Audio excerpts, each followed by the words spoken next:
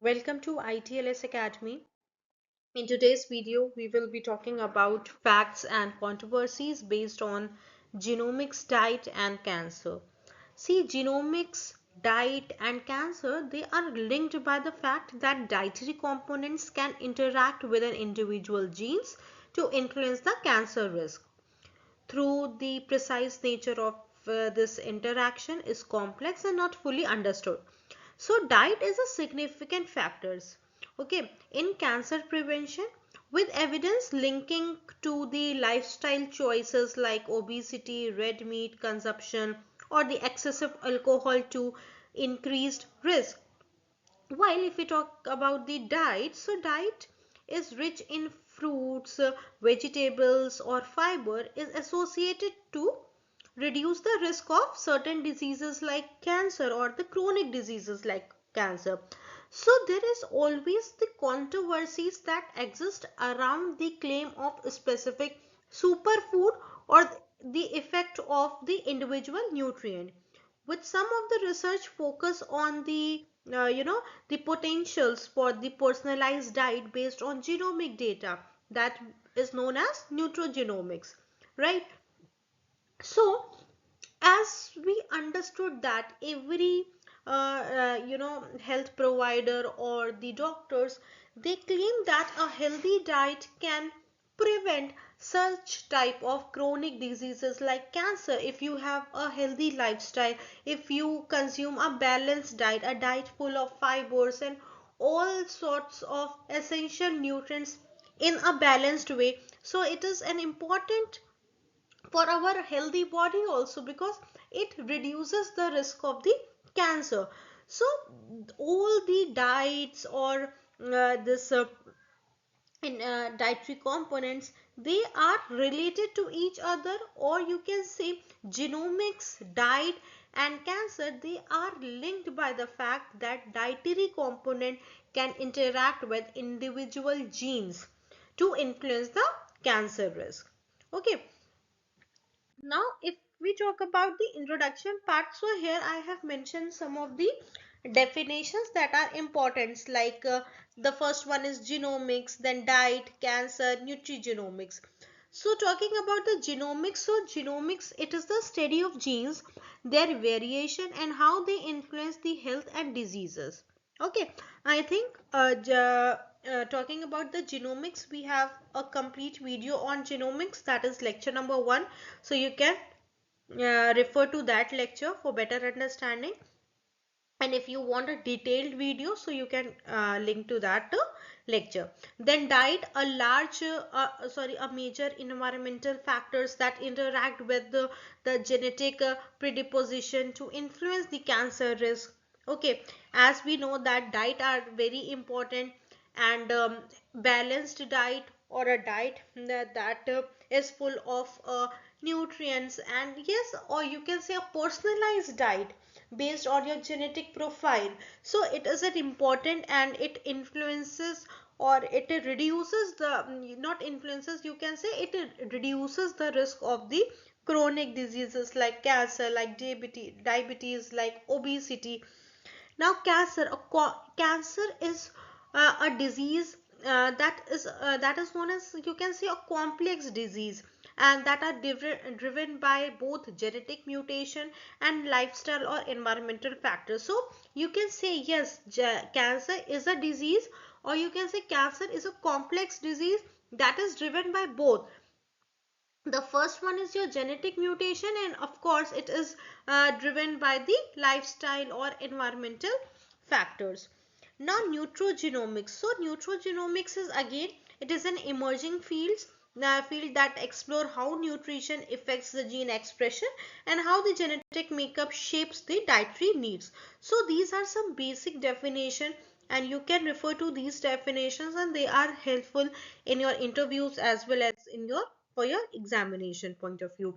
Now talking about this, that genomics, health, fact, and cancer. So cancer is a disease of genome, we understood this. So it is caused by the change to DNA. Once there is a change, there is a sudden change in your DNA, or so yes, cancer occurs, and cancer are curable nowadays because of the modern technologies and modern medications are there.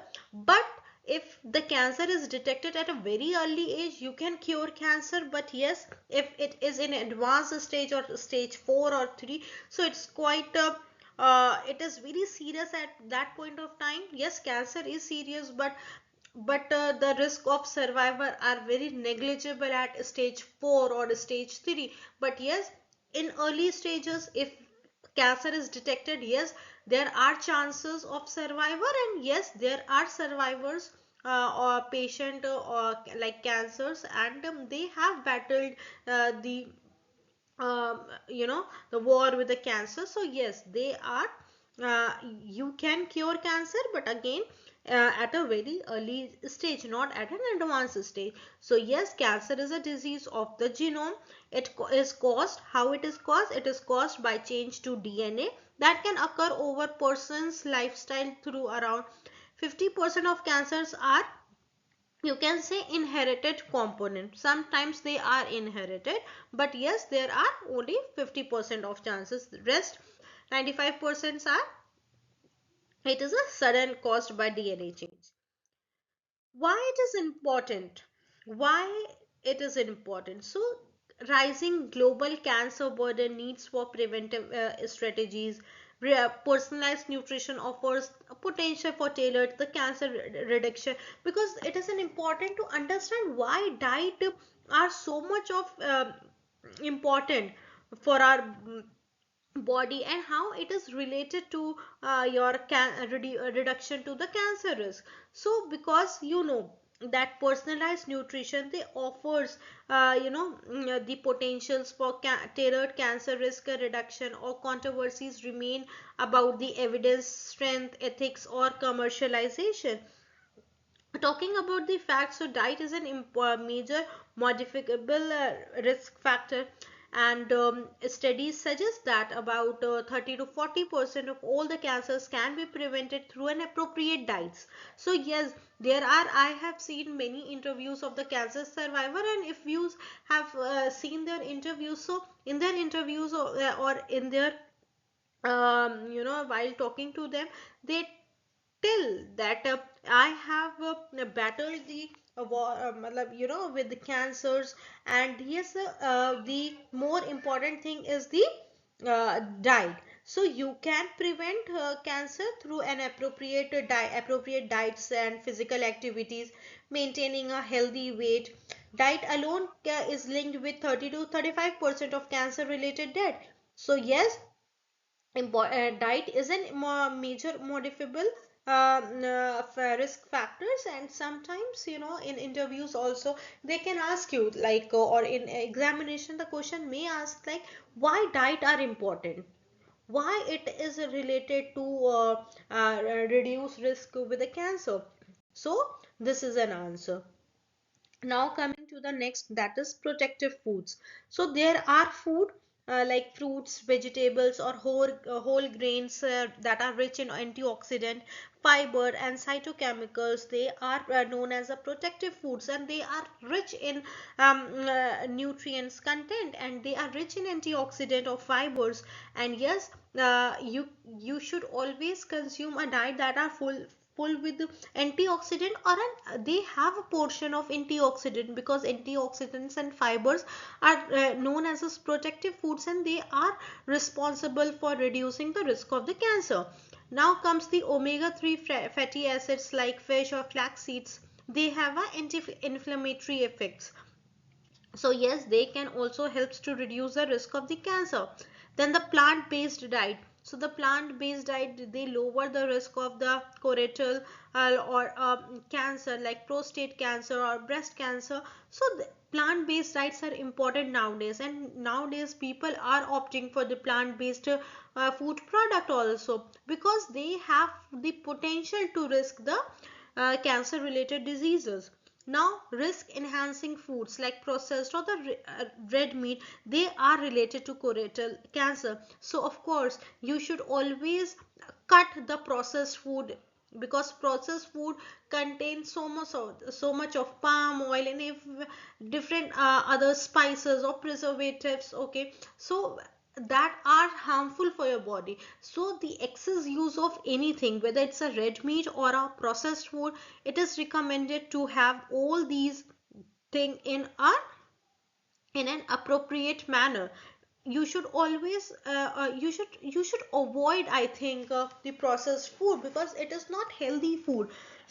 Okay, now the high sugar or the refined carbs, obesity and insulin resistant, increasing the cancer risk. We all are aware of this term that high sugar content or the refined carbs are very harmful for our body. Yes, they are good in taste and they are you always have that equality to have that they everybody have one sugar tooth, that we say that I have a sugar tooth, because we as a human we want all these refined carbs or a high sugar, not high sugar but yes high sugar in our diet, but thinking of our health, they are harmful for our body.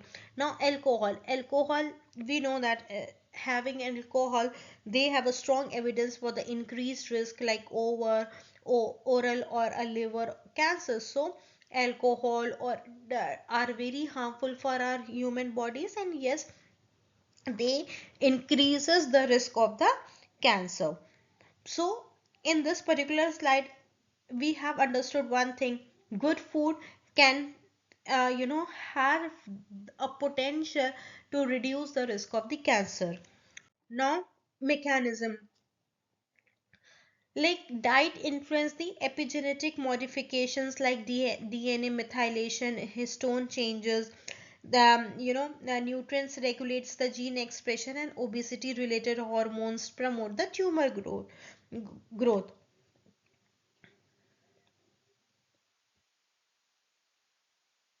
Okay, so now talking about the epigenetic modification. So epigenetic modification, if we consider this term, so they are the heritable changes in gene expression that do not alter the underlying DNA sequence. And these modifications, they regulates whether the genes are turned on or off by altering the accessibility of DNA.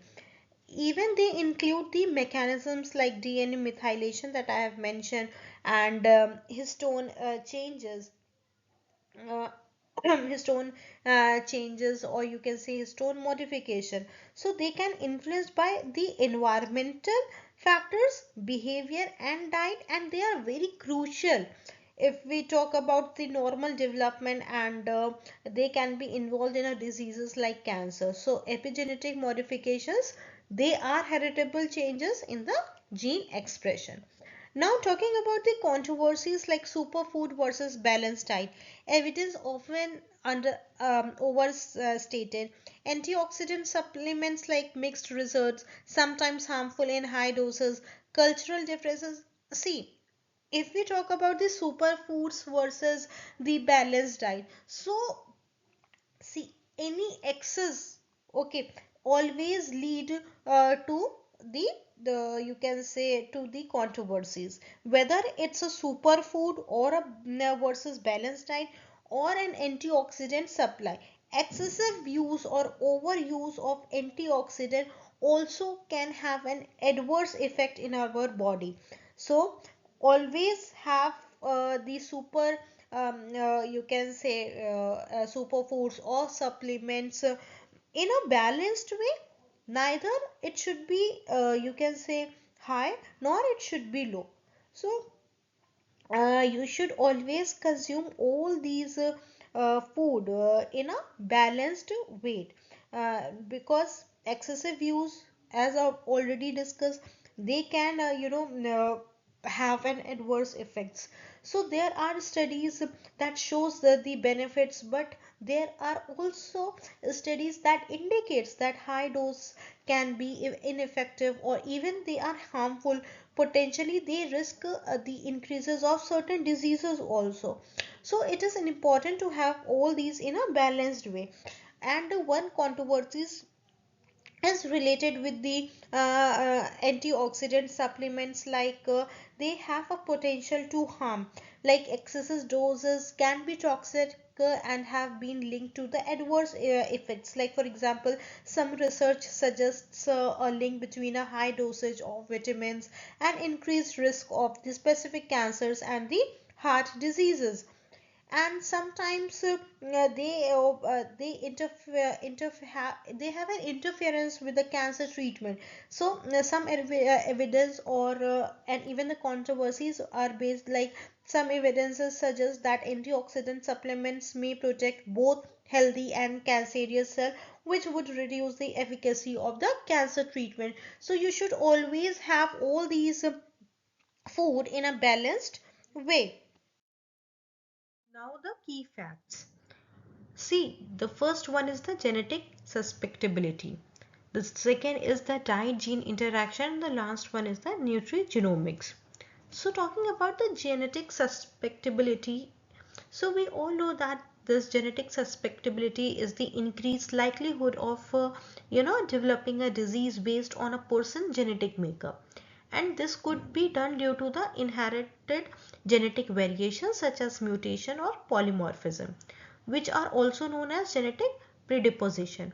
And these variation can affect like how the body functions, and it responds to environment and the ability to resist a certain diseases. Okay, so it is the keywords of the genetic susceptibility is that it is a certain inherited mutation which increase the risk of cancer. So these are some these are certain inherited mutations which increases the risk of or chances of cancer.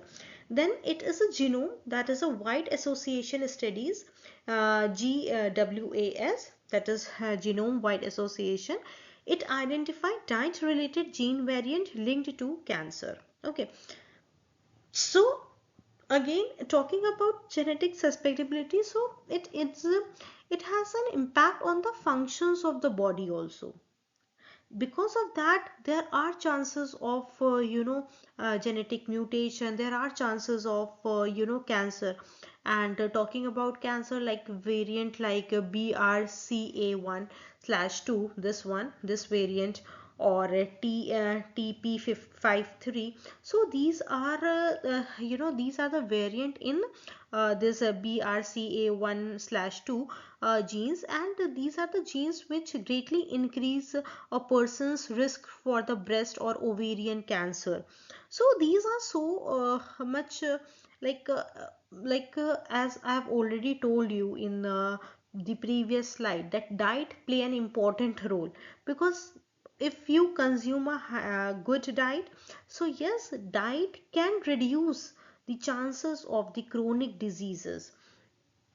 Okay, now comes the diet gene diet interaction. So gene diet interaction is, again, it is an interplay between an individual's genetic makeup and their diet, where genetic variation can modify like how the body responds to certain foods and dietary pattern.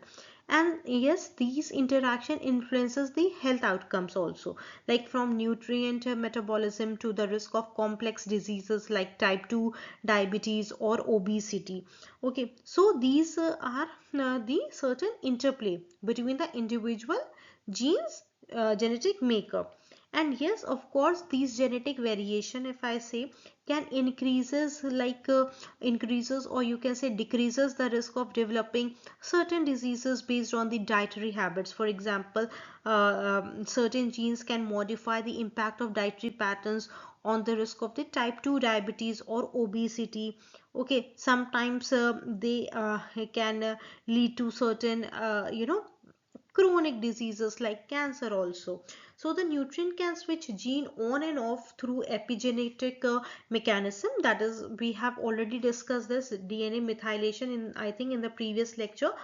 And for example, folate is essential for DNA repair. Deficiency increases the colorectal cancer risk.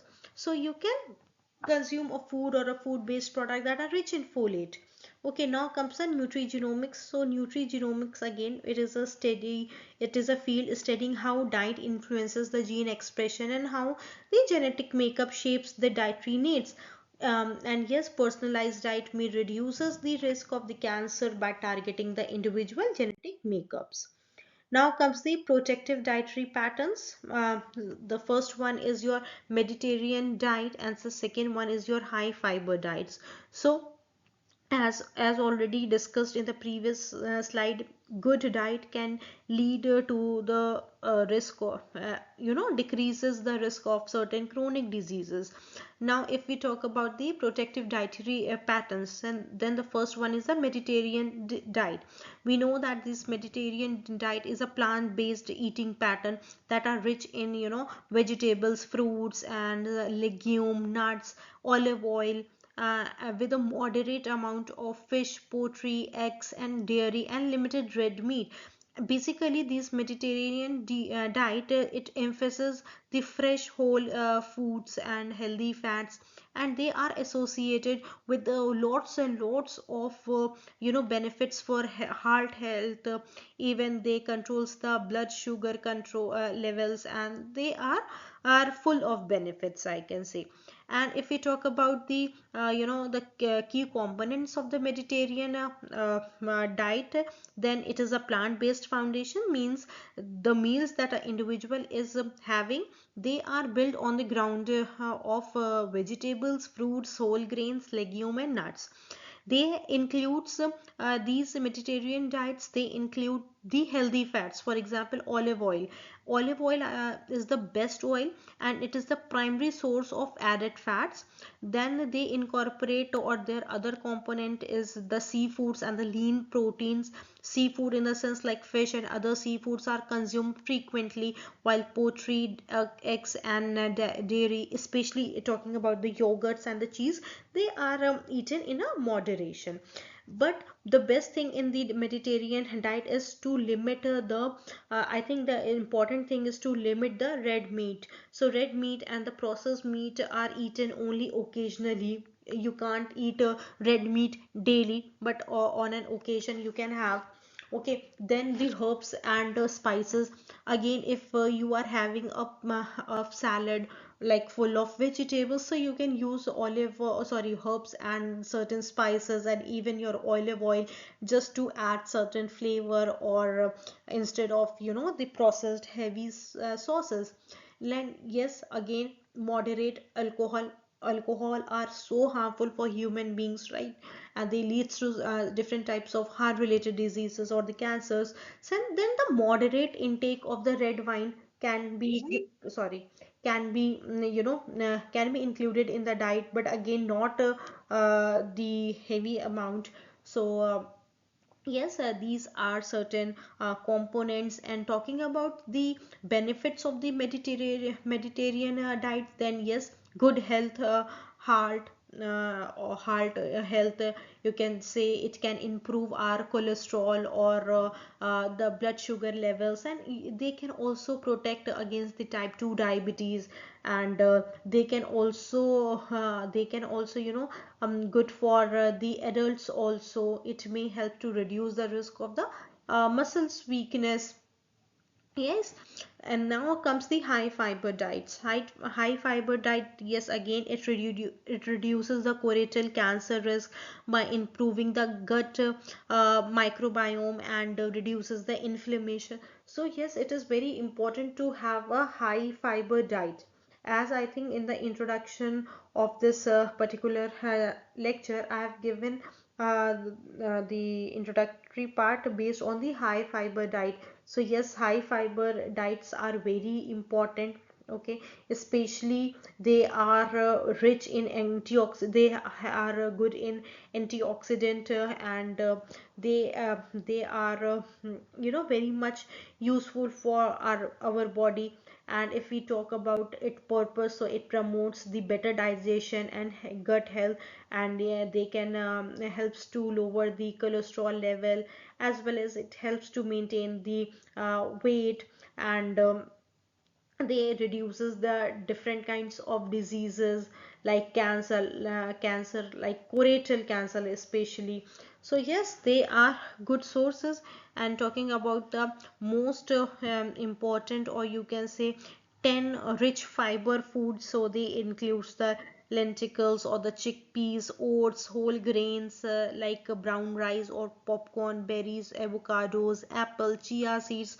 Broccolis are so important for our proper diet. You can include broccoli. It is full of antioxidant properties and very rich in vitamins. You can use sweet potatoes, almonds. So they are it is the best to incorporate a variety of these natural and whole foods to meet your daily fiber needs.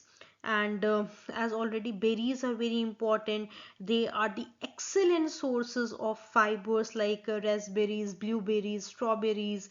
And yes, again, apples, chia seeds.